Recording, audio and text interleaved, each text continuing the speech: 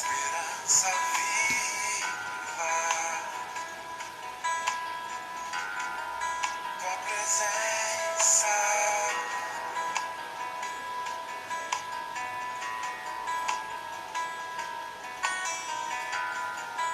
Eu provei e vi o mais doce amor que liberta o meu ser e a vergonha desfaz. Tua presença,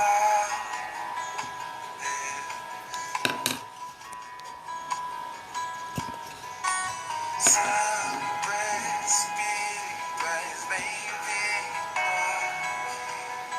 Vem inundar, encher este lugar. É o desejo do meu coração, sermos inundados por tua glória, Senhor.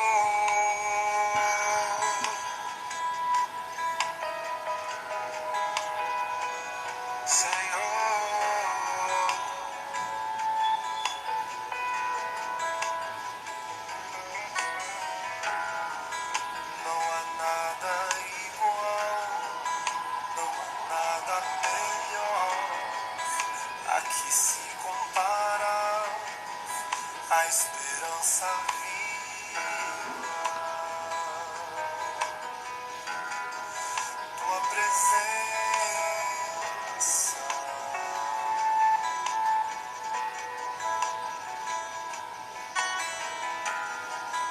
Eu provei e vi o mais doce amor que liberta o meu ser e a vergonha desfaz.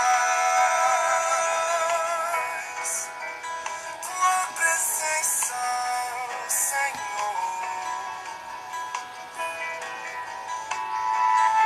Adore.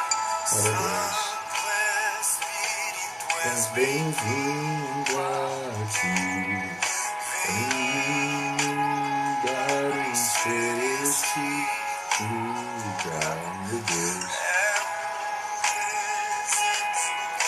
Meu coração inunda de tua glória.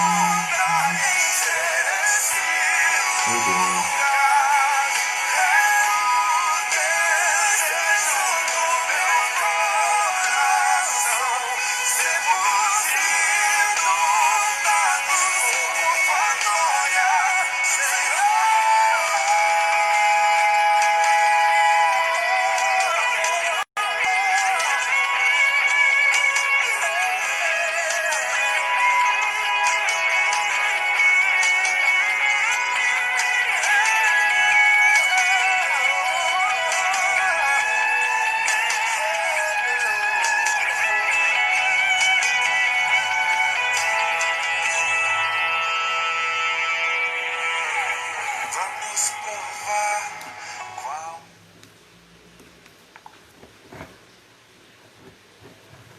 A paz do Senhor, povo de Deus. Que a presença do Senhor Espírito Santo possa inundar a sua vida nesta noite. Esta noite nós iremos continuar falando sobre a igreja. Semana passada eu falei sobre a igreja, o que é a igreja, por que somos chamados de igreja. E hoje eu irei falar sobre a igreja, ou seja, a história da igreja, passado, presente e futuro. Então, hoje nós iremos falar sobre esse tema, a igreja, a história da igreja, passado, presente e futuro. Por que esse tema, pastor? Amanhã, para quem não sabe, dia 31 de outubro é o dia da Reforma Protestante. E por ser o dia da Reforma Protestante, nós iremos falar um pouquinho sobre a história da igreja. É muito importante nós conhecermos a nossa história, para nós sabermos de onde viemos e para onde vamos. Não é verdade? Então, nós iremos falar sobre isso. Já quero que você abra sua Bíblia, por favor, no livro de Marcos, capítulo de número 16, a partir do versículo 14. Livro de Marcos, capítulo de número 16, versículo de número 14. Assim estaremos meditando, querido, na palavra de Deus, que é lâmpada para os nossos pés, é luz para os nossos caminhos, porque grande é o Senhor, verdadeiramente o Senhor é santo, Ele é poderoso. Amém? Abra aí a sua Bíblia, livro de Marcos, capítulo 16, versículo de número 14. Amém? História da igreja. Igreja passado, presente e futuro.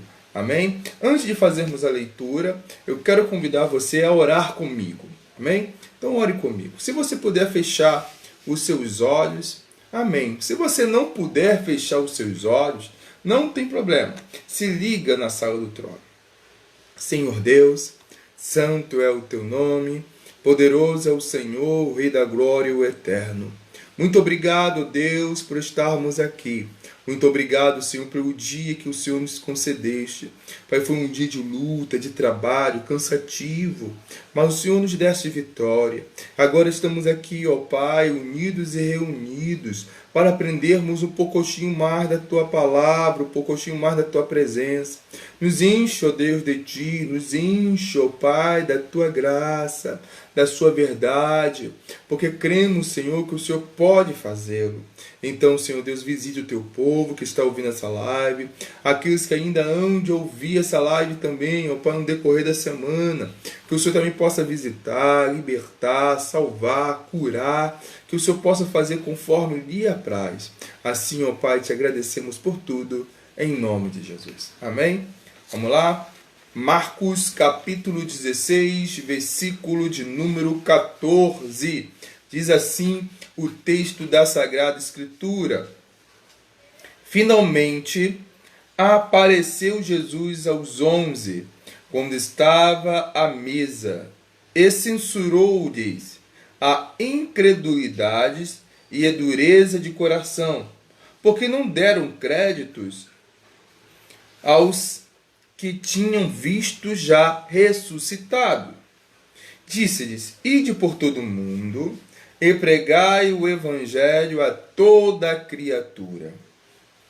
Quem crê e for batizado será salvo. Quem, porém, não crê será condenado. Esses sinais hão de acompanhar aqueles que creram.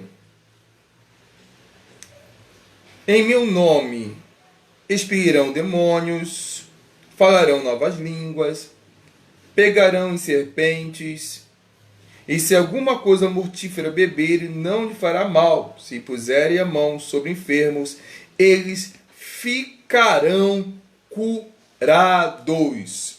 Glória a Deus. Isso é uma ordem de Jesus. Você vai ver aqui no livro de Marcos, no capítulo 16, Jesus aparece mais uma vez para os discípulos. E Jesus aparecendo para os discípulos aqui, Jesus já tinha ressuscitado, já tinha morrido. Jesus ressuscitou, Jesus já tinha aparecido para alguns discípulos e eles tinham falado que Jesus tinha perecido e alguns não tinham acreditado. E agora Jesus aparece de novo para todos. E Jesus censura a incredulidade porque não haveria crido nos seus irmãos, que na verdade Jesus ele está falando para aqueles homens o seguinte, que ele tinha falado que ele ia ressuscitar. Jesus tinha anunciado que ele um dia ia morrer e ia ressuscitar. E Jesus tinha ressuscitado. Mas agora Jesus aparece e Jesus dá uma ordem. Ide por todo mundo e pregai o evangelho a toda criatura. Aquele que crê e for batizado serão salvos. Que não crê já está condenado. Aí Jesus fala: estes sinais acompanharão os que creem. Em meu nome expulsarão demônio, falarão novas línguas. e se colocar a mão em algum enfermo, estes ficarão curados. Então, querido, você vai ver que o Senhor, todo o tempo, o Senhor ele vai se preocupar com a igreja. Todo o tempo ele vai se preocupar com a missão da igreja. Porque qual é a missão da igreja? A missão da igreja é pregar o evangelho do reino. É pregar o evangelho da salvação em Jesus. Jesus me chamou para isso, Jesus te chamou para isso, para nós irmos e pregarmos o evangelho da salvação.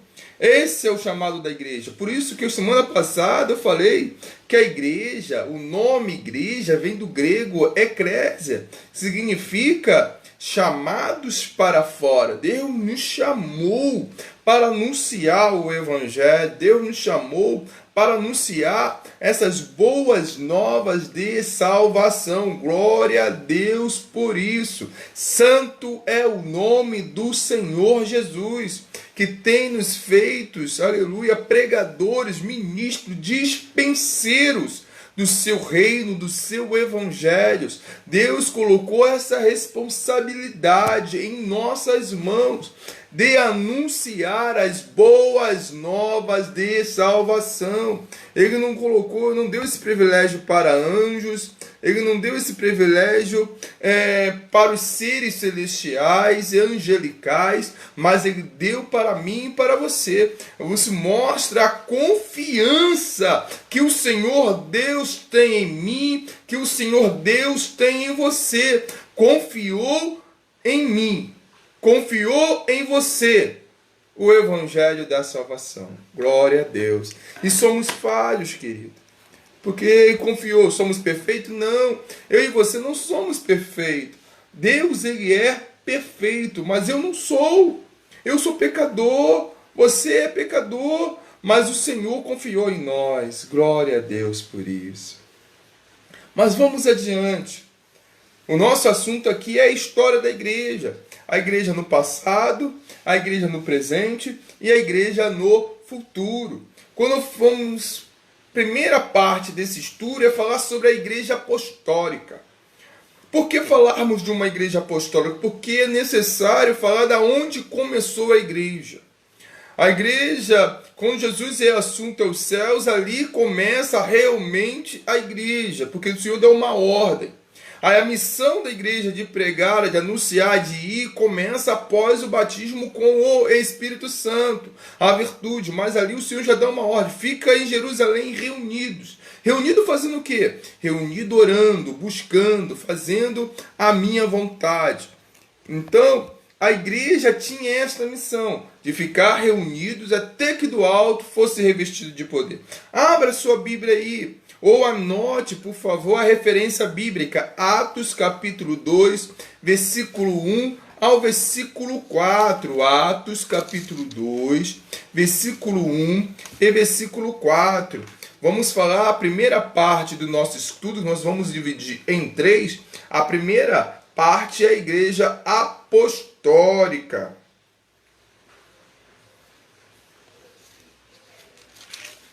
A igreja apostólica. Vamos lá? Atos capítulo 2. Amém? Do versículo 1 ao versículo 4, que diz assim, ó, presta atenção. Ao cumprir-se o dia de Pentecoste, estavam todos reunidos no mesmo lugar. De repente veio o som dos céus, como de um vento impetuoso, e encheu toda a casa onde estavam sentados. Apareceram-se distribuídos entre eles línguas como de fogo, e pousou uma sobre cada um deles. Todos ficaram cheios do Espírito Santo e passaram a falar em outras línguas, segundo o Espírito lhe concedia que falasse. Ali começa a igreja. A igreja começa quando os discípulos, os apóstolos do Senhor, recebem a virtude do Senhor Espírito Santo. Quando o Senhor Espírito Santo desce sobre a vida deles, e eles passaram a falar em novas línguas, ficaram cheios do Espírito Santo, ficaram cheios da presença do Senhor. A igreja apostólica, ela começa onde? Começa em Jerusalém. Depois de 10 dias que Jesus é assunto aos céus. A igreja apostólica começa, e a igreja apostólica, ela tem uma incrível missão. Qual é a missão? De propagar o evangelho, começar a propagação do evangelho. Lembrando que Jesus, quando estava nessa terra, Jesus ele prepara esse colégio apostólico. Jesus fica com esses homens por 3 anos. Jesus prepara eles. Depois de 3 anos, Jesus lança eles ao mundo. Mas Jesus não lança eles ao mundo para pregar o evangelho despreparado. Mas Jesus fala, espera que vocês irão receber poder do alto. Então Jesus prepara, depois Jesus respalda e Jesus envia. E eles vão pregando o evangelho somente em Israel, somente em Jerusalém. Eles entendem que eles têm que pregar esse evangelho somente ali. Mas o Senhor tem chamado eles para pregar o evangelho em todo lugar. Então o que o Senhor faz? Jesus começa a enviar, Jesus envia a perseguição para esses apóstolos, e eles são obrigados a sair de Jerusalém e se esconder em outro lugar para não morrer. Então, assim, aonde eles chegavam, eles pregavam o evangelho. Aonde eles chegavam, eles pregavam o evangelho. Aonde eles chegavam, eles anunciavam o evangelho do reino. Aonde eles chegavam, era anunciado o evangelho do reino. E a igreja apostólica, assim, foi crescendo. A palavra de Deus fala no livro de Atos mesmo que o Senhor ia acrescentando aqueles que deviam ser salvos. Então a igreja que começa com os apóstolos descidos do Espírito Santo, já Pedro pega a palavra e prega, quase 3.000 almas aceitam Jesus, e assim Pedro e os apóstolos ficam empolgados e continuam pregando pelo poder do Espírito. Você vai ver que a igreja ela começa a se organizar também, que a igreja essa igreja apostólica se organiza em ordem, ao momento que consagra, né, separa homens, 7 homens para servir como diácono da igreja. Um deles é Filipe, o outro é Estevão. Estevão foi morto, né, apedrejado por anunciar o evangelho. Diz o texto que o Estevão era um homem eloquente, cheio do Espírito Santo de Deus, que anunciavam. Então a igreja apostólica ela foi crescendo anunciando o evangelho. Mas não foi fácil, querido, não foi mel, não foi tranquilidade, porque a igreja foi perseguida. Que você olha o livro de Atos dos Apóstolos, você vai ver que Pedro ele é preso. Você vai ver que Pedro ele é maltratado também. Você vai ver que ali Felipe, Tiago é morto a fio da espada. Você vai ver que Paulo muitas das vezes é preso, é chicoteado. O próprio livro de Atos, ele fecha assim a sua escritura, né, dizendo que Paulo estava preso dentro da sua própria casa e recebia quem ele quisera.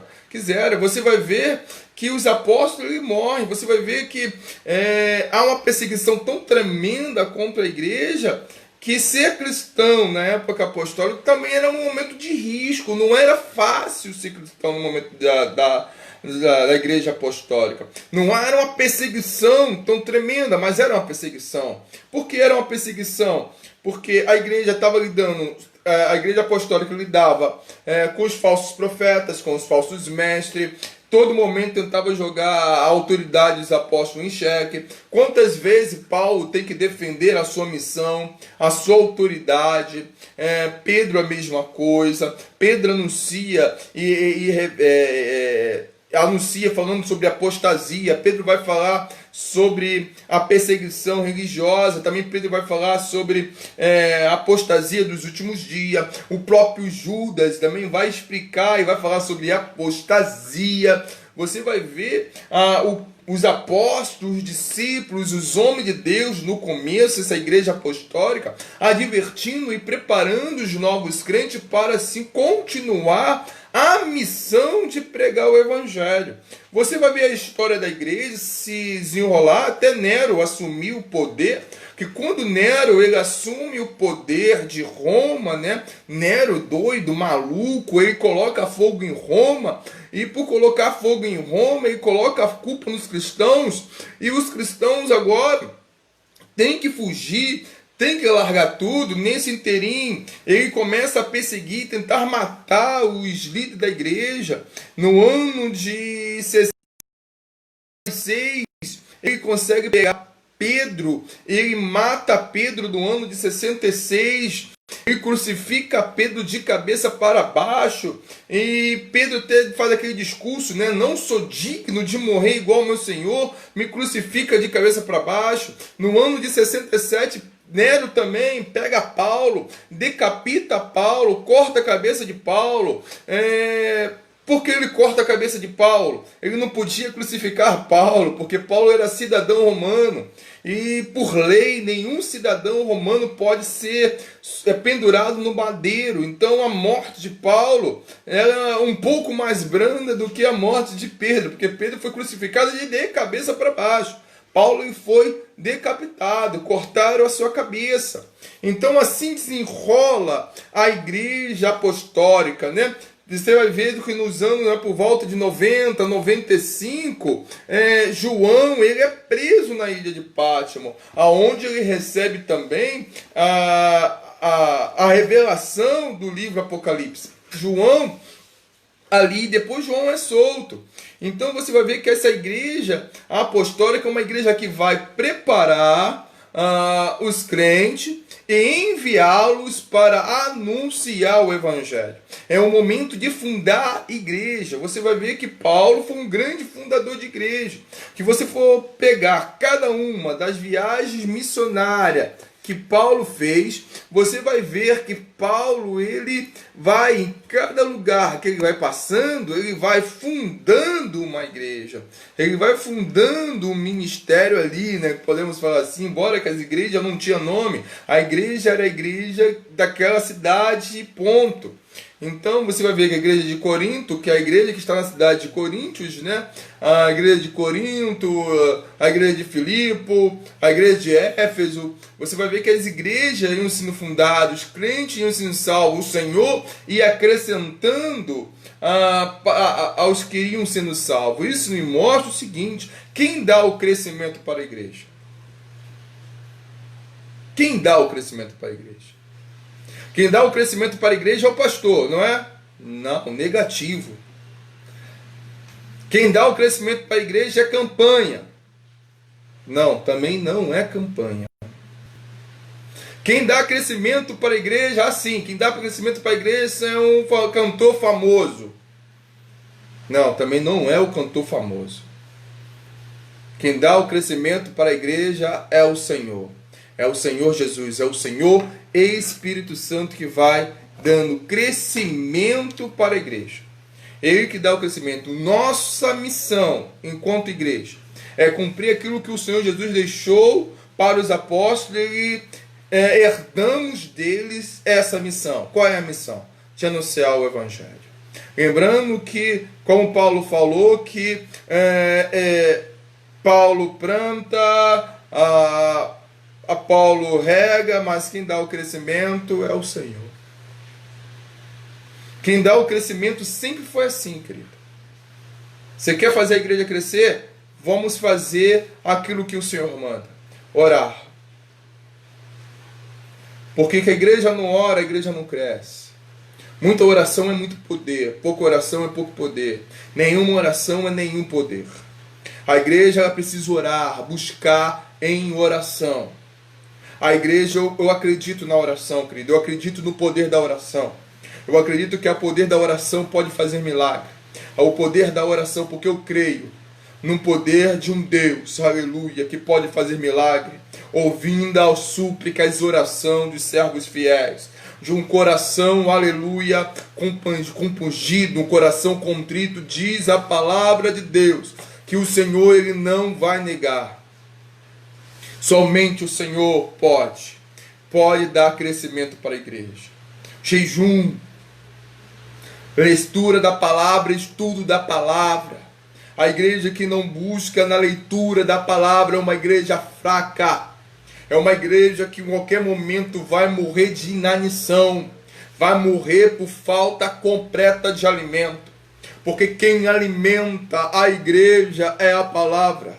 A palavra alimenta o povo. A palavra fortalece, aleluia, a igreja. A palavra, aleluia, eu sinto a presença do Senhor aqui, querido. A palavra vai fortalecer a igreja, porque a palavra liberta, a palavra salva. A fé vem por ouvir, e ouvir o quê? Ouvir a palavra, querido. A fé vem assim, é assim que a igreja cresce.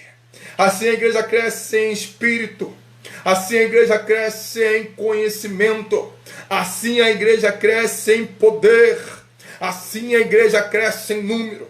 A igreja não vai ser inchada, porque a igreja inchada é uma igreja que não tem palavra, é uma igreja que não tem oração, mas tem campanha, tem movimento, mas não tem palavra, não cresce. Uma hora essa igreja vai morrer. Então, o primeiro ponto aqui é a primeira igreja. Igreja passado, presente e futuro. Lembre qual é o tema do nosso estudo. Igreja no passado, história da igreja. Passado, presente e futuro. Estou falando aqui da igreja apostólica. Acabando a igreja apostólica, vamos entrar em outra igreja, que é a igreja perseguida. É muito importante entendermos esse momento da igreja também, que é a igreja perseguida. Que você puder anotar ou abrir a sua Bíblia no livro de Jeremias, capítulo de número 1, versículo de número 19. Por favor, abra a sua Bíblia aí. Livro de Jeremias, capítulo 1, versículo de número 19.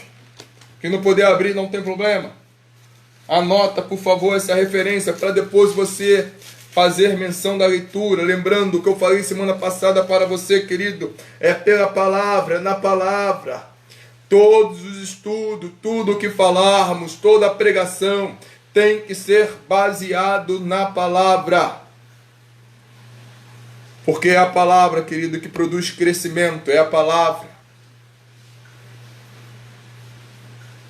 Livro de Jeremias, capítulo de número 1, versículo 19. Vai falar assim: pelejarão contra ti, mas não prevalecerão, porque eu sou o Senhor. Vou repetir: pelejarão contra ti, mas não prevalecerão, porque eu sou contigo, diz o Senhor, para te livrar. Pelejarão contra ti, mas não prevalecerão, porque eu sou contigo para te livrar. Olha que o Senhor está falando para mim e para você. Vão pelejar contra a igreja, mas não vão prevalecer. Por que não vão prevalecer? Porque o Senhor é conosco, diz o Senhor, para nos livrar. O segundo ponto desse estudo é a igreja perseguida. Esse período da igreja vai desde a morte de João, no ano 100, depois de Cristo, até o edito de Constantino, no ano 313. Foi um pouco mais de 200 anos de muita perseguição contra a igreja. Um pouquinho mais de 200 anos de perseguição. A perseguição contra a igreja não durou aqui uma semana, um mês. A perseguição da igreja aqui não durou 30 dias, 40, um ano. A perseguição contra a igreja aqui nesse período, desde a morte de João até o edito de Constantino no 313 depois de Cristo, durou mais de 200 anos de perseguição. 200 anos pelejando contra a igreja. Aleluia. 200 anos tentando acabar com a igreja. 300 anos o inimigo tem invertindo contra a igreja. Mas a palavra de Deus fala em Jeremias: pelejarão contra ti, mas não prevalecerão, diz o Senhor, porque eu sou contigo para te livrar. Podem pelejar contra a igreja, mas não vão prevalecer, querido. Porque o Senhor é com a igreja. Ele tem um compromisso com a igreja. 200 anos de perseguição. Mas a igreja continuou firme, anunciando o evangelho. O próprio Império Romano tentou acabar com a igreja, usado pelo diabo para acabar com a igreja. Eles tentavam acabar com algo que eles chamavam de superstição cristã. Porque é uma superstição para eles. Por que uma superstição? Porque aqueles que acreditavam em Jesus, eles falavam que era apenas uma superstição, não criam nos deuses romanos, não reverenciava a César, não ajoelhava para César, mas só cultuava o único e verdadeiro Deus. E o Império Romano ficava com tanto medo que a igreja assim crescesse de tal forma que pudesse assim atacar o império, porque eles achavam que a igreja usaria uma revolução, né? Seria igual os bárbaros quando usou a queda de Roma, né? Quando Roma cai pelos bárbaros, né? Os bárbaros atacam Roma e conseguem derrubar Roma. Foi uma rebelião igual. Eles achavam que a igreja iria fazer uma rebelião também, mas a igreja é pacífica. Não estamos aqui para rebeliar nada, não estamos aqui para atacar ninguém, para usar força, porque o Senhor fala, não é por força, não é por violência também, mas o Senhor Jesus fala, mas é pelo meu Espírito. Radio corre canta lá, da lá, da canta lá, da lá, corre canta lá. Rabanda lá, corre canta lindo lá, da lá, corre canta lá, bacai. Não é por força, querido, não é por violência, mas é pelo Espírito do Senhor. É Ele que faz, é pelo Espírito, é pelo Espírito. Glória a Deus, eu sinto a presença.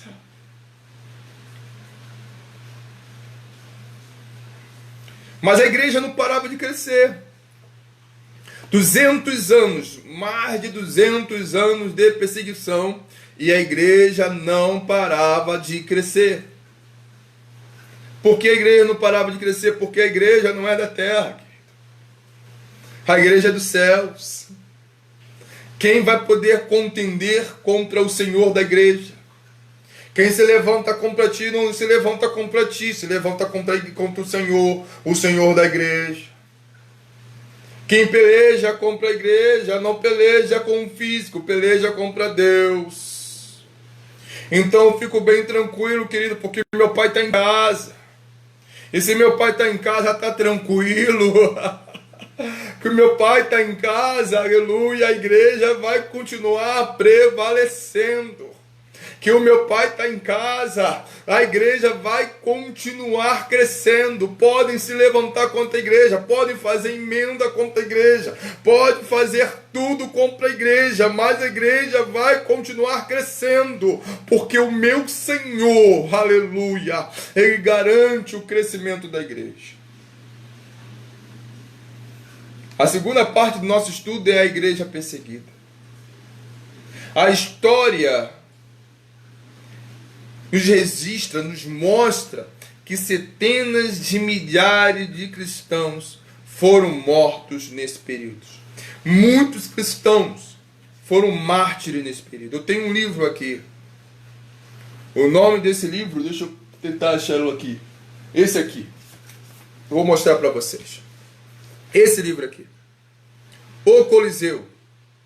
Esse livro aqui, ele nos relata os mártires do Coliseu. Ele vai relatar não somente a construção do Coliseu, mas ele vai relatar os mártires do Coliseu. Quantos crentes, nesse período aqui, da morte de João até o edito de Constantino, foram jogados ali no Coliseu, para morrer na fio da espada por gladiadores, comido por leões.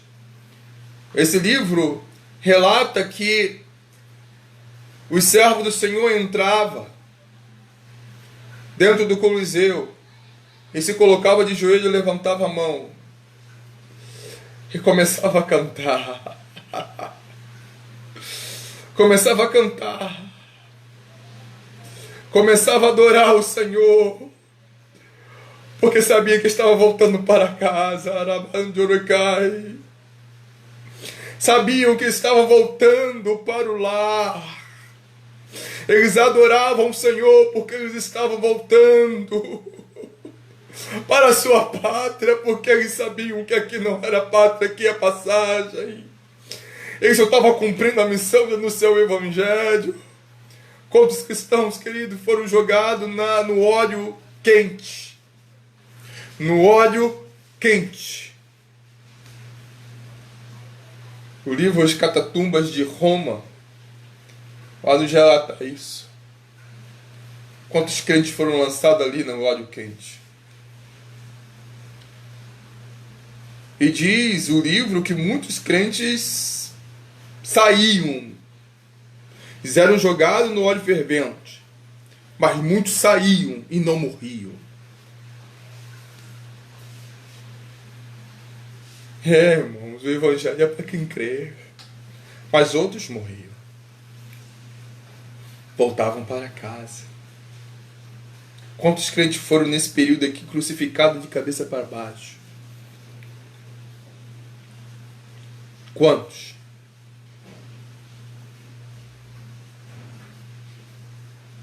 Quantos crentes? Vespasiano, no seu local de passagem, até chegar no seu palácio, na rua de chegada para o palácio, à noite, quando ele passava, se acendia as tochas para iluminar o seu caminho. E as tochas eram os crentes. Quando tacavam fogo, os crentes contavam. Os crentes adoravam. Ser cristão, desse período de 200 anos, que a igreja foi perseguida,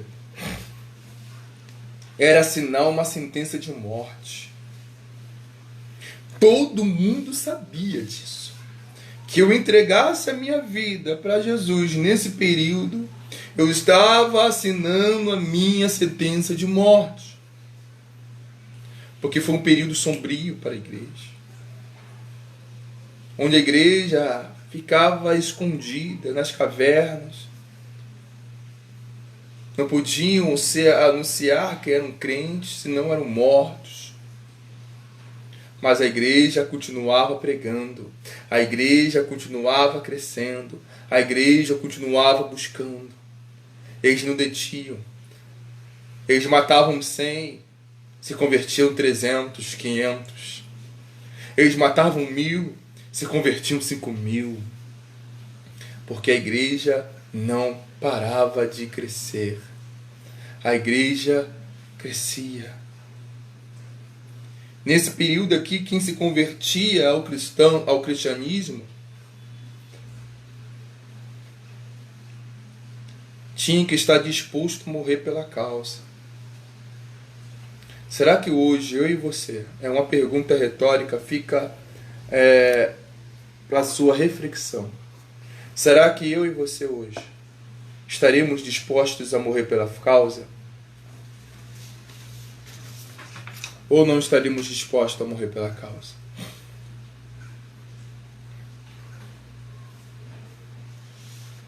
O reino de Deus, querido, ele continua sendo expandido.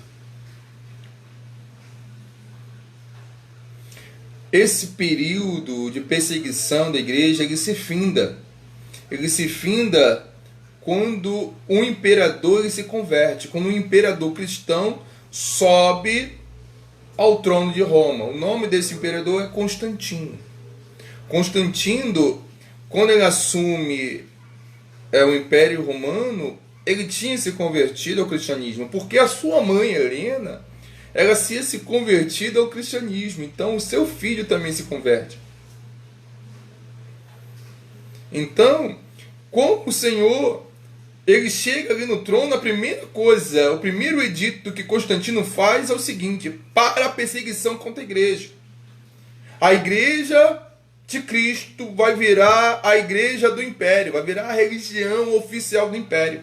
Então agora a igreja vai ter paz, vai ter descanso. Eu acho que esse período, essa perseguição, acho que foi o pior período da igreja. Por que, pastor, o pior período? A igreja teve paz, não sei perseguição. Não, sim, glória a Deus, irmãos. O Senhor deu paz para a igreja. A igreja precisava um pouco de paz, precisava descansar um pouco. Mais de 200 anos de perseguição. E o Senhor agora coloca, Deus coloca. Porque diz o texto da palavra que Ele coloca reis e Ele tira reis. Que Ele colocou Constantino no poder, que era para dar paz, sossego, descanso para a igreja. E a igreja agora vai ter paz. Esse período que Constantino assume, mas só que a igreja, nesse período a igreja começa a se perder. Porque agora começa a colocar as imagens dentro da igreja. Por que começa a colocar a imagem dentro da igreja? Para lembrar dos apóstolos. Depois eles começam a fazer o quê? A adorar essas imagens. A igreja que era santa, a igreja se corrompe, a igreja vira uma igreja estatal. Hoje é a igreja que você conhece, né? A igreja de Roma, né? Lá de Roma, você sabe quem é. Então, a igreja que agora virou do Estado, que é a igreja romana, ela agora vai ter os seus líderes, né? Os seus bispos, os seus papas, os seus dirigentes, e a igreja vai se perdendo. A igreja vai perdendo a missão de pregar o evangelho. A igreja começa a querer viver uma vida mundana. A igreja começa a ter os dogmas, mas os papas que vão vindo, vão buscando dinheiro, as pessoas vão buscando mais riquezas. Você vai ver o período que a igreja vai entrar, que no período depois que Constantino morre, na queda de Roma, isso tudo, a igreja continua a crescer, que a igreja vai expandir para outros lugares, vai vir o poder papal sobre a vida dos reis, dos monarcas.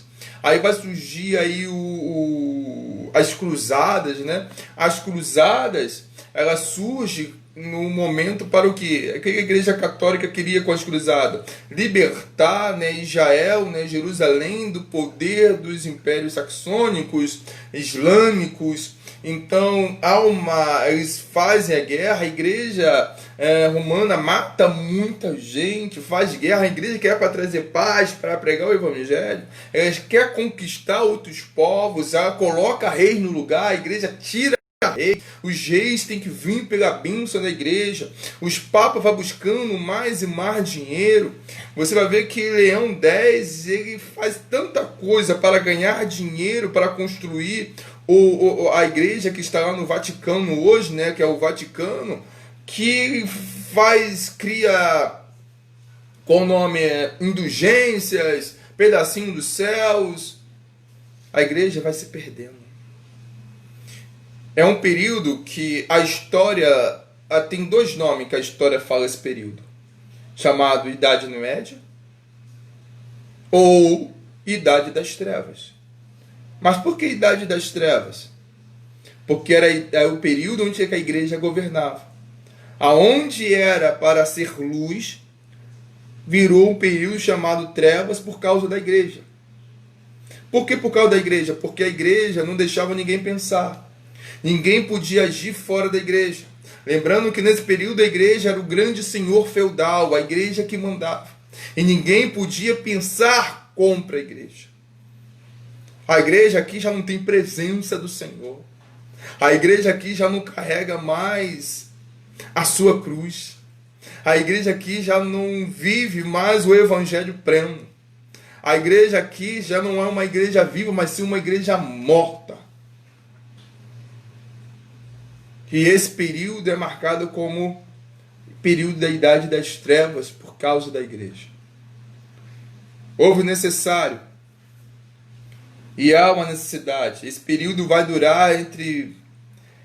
agora vai vir o período da idade que nós chamamos de reforma protestante, aonde o Senhor vai trazer o avivamento. Abacuque capítulo 3, versículo 2, vai falar sobre esse avivamento.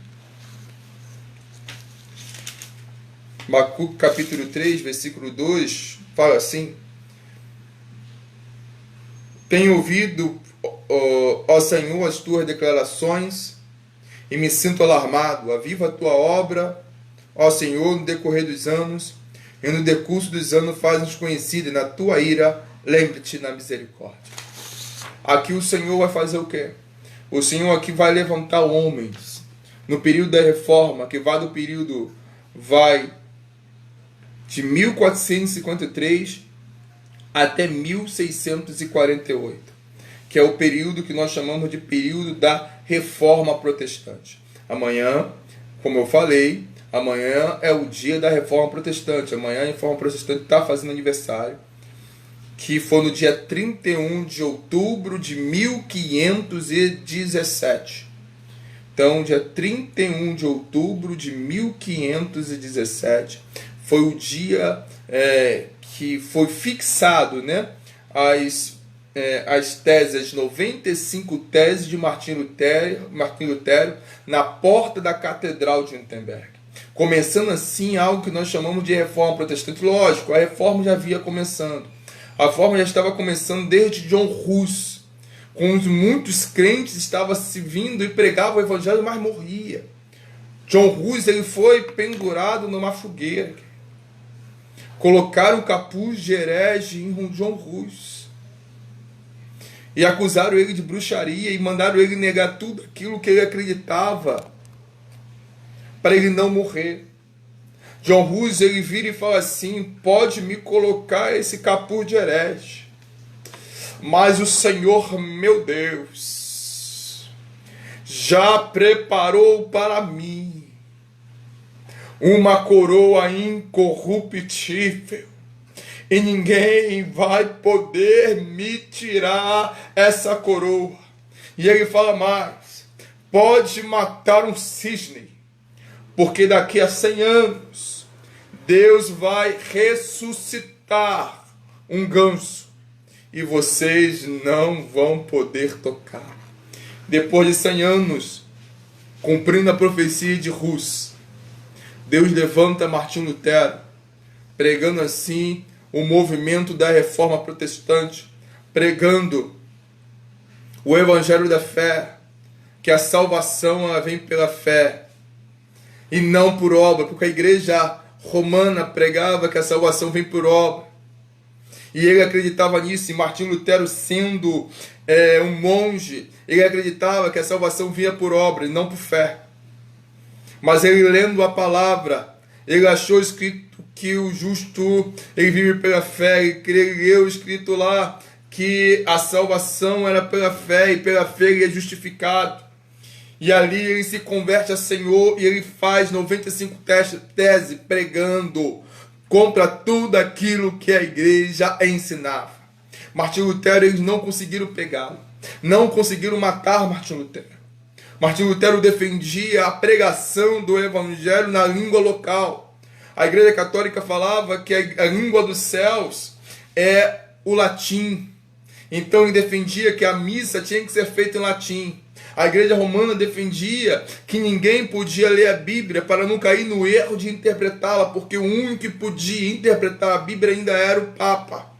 Martinho Lutero defendia que a Bíblia tinha que ser traduzida na língua do povo e todos tinham que ter acesso à Bíblia.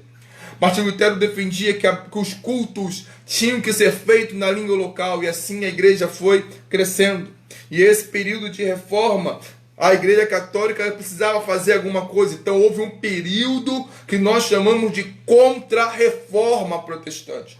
Que período é esse de contra-reforma, pastor protestante? É o período que a igreja católica se reuniu, preparou alguns dogmas, inseriu os livros apócrifos dentro da Bíblia para dizer que a minha Bíblia, que a sua Bíblia está incompleta. Aonde os também acabaram, que os padres votaram no celibato, votaram em muitas outras coisas para assim acabar com o movimento protestante. Mas a igreja continua a crescer, porque podem pelejar contra a igreja, mas não prevalecerão contra a igreja. Jeremias capítulo 1, versículo 19, né? Que lemos ainda há pouco. Porque o Senhor vai garantir o livramento, a salvação da igreja do Senhor. Esse é o período da reforma protestante. Houve muitos altos e baixos na reforma, sim, querido. Não foram perfeitos. Era um período de guerra. Era um período de morte e matar. A igreja fugia. A igreja romana queimou muita Bíblias em praça pública. E cada vez mais que queimava a Bíblia, mais Bíblias eram produzidas. Queimou muita gente. Enforcou muita gente. Muita gente. Se for na Escócia, né, em casas antigas da Escócia, ainda tem túneis no período da Reforma Protestante. Que quando a igreja, a Inquisição vinha na sua casa para tentar pegar você, sabendo que você era um crente em Jesus, os cristãos tinham túneis para fugir, para ir para a mata, túnel que ia até a mata para fugir da perseguição. Era um período muito sombrio também da era da igreja. Porque a igreja agora tem que fazer a sua reforma. Passando o período da reforma protestante, nós vamos entrar no último período para nós fecharmos o estudo. Que é a igreja moderna. Lembra do tema? Passado, presente e futuro? A igreja moderna. A igreja moderna vai de 1648 até os dias atuais, até hoje. Um texto, abra aí ou anota, Efésios capítulo de número 5, versículo de número 14. Efésios capítulo 5, versículo de número 14. Anota aí, abram, Efésios 5, versículo 14. Glória a Deus, santo é o nome do Senhor Jesus. Pelo que diz, desperta, ó tu que dormes, levanta-te de entre os mortos, e Cristo te iluminará. A igreja, no período da reforma, uma igreja que cresce, mas chega uma hora que ela também se acomoda. Que os próprios reformadores, querido, eles começaram a ensinar alguns dogmas, algumas coisas. Não é que eles ensinaram heresias, era aquilo que eles aprendiam. Aquilo que eles aprenderam. Muitos reformadores eram ex-padres. Então muitas coisas veio. E a igreja assim vira uma igreja moderna. A igreja moderna vai, durante esse período de grandes ações que impactaram a Inglaterra, a Europa, melhor falando, né, toda a Europa, a América do Norte, através dos movimentos puritanos, wesleyanos, racionalistas, anglo-católicos, as ações missionárias dos últimos anos que ainda se fortalecem com meio de expansão do Evangelho, por conseguinte, da própria igreja cristã. Durante o século XIX ao século XX, a igreja também proporcionava uma elevação social a quem ela pertencesse, pois, mais uma vez, estava intimamente ligada ao Estado. Então a igreja chegava, se localizava, uma igreja que crescia, mas a igreja também já virou estatal, querido. A igreja ela virou, se acomodou, a igreja já não buscava mais. A igreja virou cheia dos seus dogmas, das suas doutrinas já. E o Senhor precisava reformar a igreja, reavivar a igreja. Aí você vai ver que a igreja passa por um reavivamento de novo no período ali que você já leu o livro, né, o avivamento na Rua Azusa. Você vai ver que o Senhor ele traz um avivamento para os crentes. Porque o Senhor traz um avivamento para os crentes? Porque os crentes já estavam acomodados. Já não falavam mais no mistério com o Senhor. Já não sentiam mais o fogo do Espírito. Era apenas mais uma religião. Era apenas mais uma religião, e o Senhor não nos chamou para uma religião. O Senhor nos chamou para sermos santos, para vivermos em santidade diante dEle. E o Senhor assim reaviva a igreja. E em períodos em períodos, o Senhor vem reavivando a igreja. Porque a igreja tende a tender a se desviar do caminho. A igreja parece que fica acostumada. E nesses últimos dias, a tecnologia tem aumentado. Nesses últimos dias, o amor do povo tem se esfriado. Mateus 24:12 vai nos falar que por se aumentar a iniquidade, o amor de quase todos se esfriará. Qual será o futuro da igreja? Sim, você vai me responder, nosso futuro, pastor, é nos céus, nós iremos morar com o Senhor. Mas eu não estou falando do futuro da igreja lá nos céus. Qual é o futuro da igreja ainda aqui nessa terra? Porque eu e você ainda precisamos agora de uma reforma. Precisamos nos reformar de novo. A igreja precisa passar por uma reforma. Estamos vivendo um oba-oba muito grande, querido. Muitas coisas sendo inventadas dentro da igreja. Muita gente falando que é bíblico, mas não é bíblico. Muita gente falando que é de Deus, mas não é de Deus. Muita gente falando que Deus falou e Deus não falou nada. Muita inventação de moda. As igrejas parecendo discoteca, parecendo baile. A igreja que é para transformar o mundo, temos inventado coisa para trazer o mundo para dentro da igreja, para encher a igreja.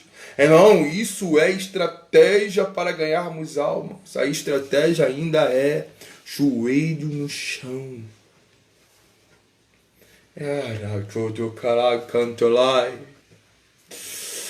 A estratégia ainda é, querido, joelho no chão. Não mudou. Será que eu e você estamos dispostos a nos reformarmos? Passarmos por uma reforma?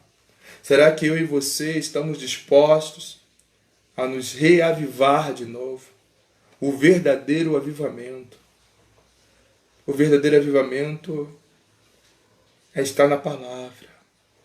Não é pular, não é dar cambalhota. Isso não. O avivamento é amar o seu próximo. O avivamento é amar aquele que te persegue. O avivamento é estar na brecha diante do Senhor. O avivamento é viver para Ele e cumprir o seu mandar. Que possamos, enquanto igreja, buscarmos esse avivamento. Porque a igreja moderna, ela tem perdido a sua visão de Deus. A apostasia tem entrado dentro da igreja. Porque o número de suicídio tem aumentado dentro da igreja. Porque o número de pastores que se matam tem aumentado dentro da igreja. Porque o número de divórcios tem aumentado dentro da igreja. Porque as pessoas têm perdido a fé dentro da igreja. Porque as pessoas já não sentem mais a presença de Deus dentro da casa do Senhor. Porque as coisas têm mudado dentro da igreja. Porque o amor de muitos tem se esfriado. Temos vivido, querido, os últimos momentos da igreja. A igreja, ela vai subir. Os anjos já estão com as trombetas nas mãos. Os anjos já estão com as trombetas nas mãos. Ah, Deus, só esperando uma ordem para buscar a igreja. Só esperando uma ordem para tocar a decanta lá. Eu sinto a presença muito forte aqui, querido. Os anjos estão esperando uma ordem para tocar a trombeta. E somente aquele que está com o ouvido ungido, sensível para o toque da trombeta vai subir. A igreja, o lugar da igreja é nos céus. Mas enquanto o dono da igreja não chegar para buscá-la, vamos continuar fazendo o nosso trabalho. Orando, buscando, evangelizando, anunciando o evangelho do reino com amor. E lembrando, temos que estar disposto a dar nossa vida pela causa. Que o Senhor, que o bom Deus, possa nos ajudar a viver uma vida santa, reta, plena diante dele. Que o Senhor, querido, possa nos abençoar nesse dia. Feche seus olhos comigo. Gostaria de orar com você. Senhor Deus, muito obrigado, Pai, pela Tua presença. Muito obrigado, Senhor, por tudo que o Senhor fez por nós. Somos igreja, Senhor, e hoje estudamos a história da igreja. Não somos covardes, Senhor, somos igreja. Temos medos, temos até mesmo receios, anseios. Mas, Senhor, lançamos a nossa ansiedade em Ti. Lançamos, ó Pai, os nossos medos em Ti. Mas peço a Ti, nesse momento, que o Senhor possa avivar a igreja. Traga, Senhor, hoje um avivamento na igreja, começando por mim, começando pelo ministério. Ora de cou de canta lá, de cora de canta lá, e começando por nós. Oh Deus, começa pelo ministério e vai até a igreja. Oh Deus, que a igreja possa, Senhor, receber de Ti. Oh Deus, e participar de um avivamento, oh Pai. Oh Deus, mas um avivamento, Senhor Deus, maduro. Um avivamento, oh Pai, realmente cheio da Tua presença, com santidade, com visão. Um avivamento, oh Pai, que busca o Senhor incessantemente, que o Senhor possa arder aqui dentro, ó Pai, até transbordar, porque queremos, ó Pai, que o Senhor arda. Então nos pega de dentro para fora, porque precisamos de Ti. Senhor, nos dê uma noite abençoada, que essa palavra possa ecoar dentro de nós, possa mexer conosco. Abençoa o Teu povo. Assim nós oramos, em nome de Jesus. Querido, que a paz do Senhor possa reinar no seu coração. Uma linda noite para todos. Fiquem na paz.